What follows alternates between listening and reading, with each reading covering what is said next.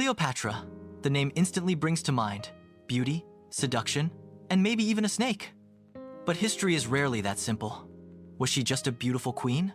Or a powerful strategist who threatened the Roman Empire? And her death? Often shown as suicide by snakebite. But was it really suicide? Or a political assassination disguised as one?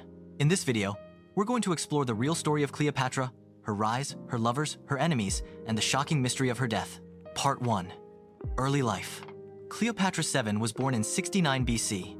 Into the Ptolemaic dynasty, a Greek family that had ruled Egypt for centuries. Yes, you heard that right. Cleopatra wasn't Egyptian by blood. Her family descended from Ptolemy, one of Alexander the Great's generals. But what set Cleopatra apart? Unlike her predecessors, she actually embraced Egyptian culture. She spoke the Egyptian language, something even her father didn't do. She also knew Greek, Hebrew, Aramaic, Latin, and more. In total, she spoke 9 languages. But her childhood? Far from royal luxury. It was filled with palace conspiracies, power games, and family betrayals. In the Ptolemaic court, poisoning and murder were common tools for settling disputes. And when her father died, the real struggle began. Part 2. Power struggle. At just 18, Cleopatra became co-ruler of Egypt with her 10-year-old brother, Ptolemy XIII. Sounds simple, right? It wasn't. They ruled together only on paper. In reality, Ptolemy's advisors wanted Cleopatra out. She was pushed into exile, stripped of power, and forced to flee Alexandria. But Cleopatra didn't give up. She waited for her moment, and it came when Julius Caesar arrived in Egypt in 48 BC. Now, here's where it gets cinematic. She had herself smuggled into Caesar's palace, rolled up in a carpet. Yes, literally. And that one bold move? It changed everything. Part 3. Cleopatra, Julius Caesar.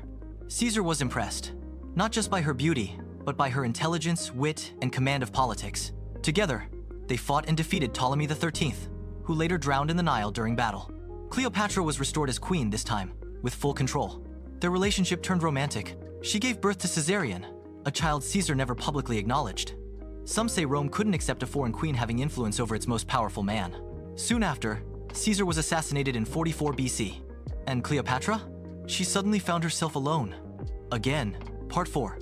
Cleopatra, Mark Antony.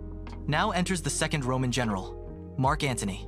They met in 41 BC, and once again, Cleopatra charmed her way into power. But this was more than just romance. They had a political alliance, 3 children, and plans to rule the East together. But in Rome, Octavian, Caesar's adopted son, saw this as betrayal, especially when Antony publicly declared Caesarion, Cleopatra's son, the rightful heir of Caesar. That declaration? It was the final straw. Rome declared war. Part 5. War, Downfall. The decisive moment came at the Battle of Actium, 31 BC. Antony and Cleopatra's forces were outmaneuvered by Octavian. They fled to Egypt, humiliated and cornered. Now here's something emotional. When Antony heard false news that Cleopatra had died, he tried to kill himself with his sword. He didn't die instantly. Instead, he was taken to Cleopatra and died in her arms. And just days later, Cleopatra was also found dead. But here comes the mystery. Part 6. The Death Mystery. The official story? Cleopatra allowed a venomous asp, a snake, to bite her. She wanted to avoid the humiliation of being paraded through Rome as a captive. But historians doubt this version. No snake was ever found. There were no clear bite marks on her body. And cobra venom doesn't kill instantly. It's a slow and painful death. Some say she used poison hidden in a hairpin. Others believe Octavian had her murdered and staged the scene to make it look like suicide. After all, Cleopatra alive was a threat. Dead? She was no longer a symbol of rebellion. We may never know the full truth. Part 7. Legacy.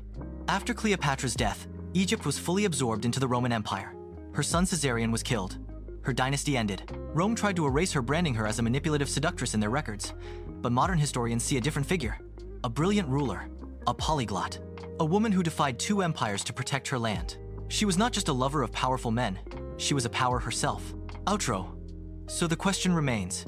Did Cleopatra truly choose death? Or was that choice taken from her? What do you think? Was Cleopatra's death a suicide? Or was it a Roman conspiracy? Let me know in the comments. And if you found this story interesting, don't forget to like the video and subscribe for more untold histories.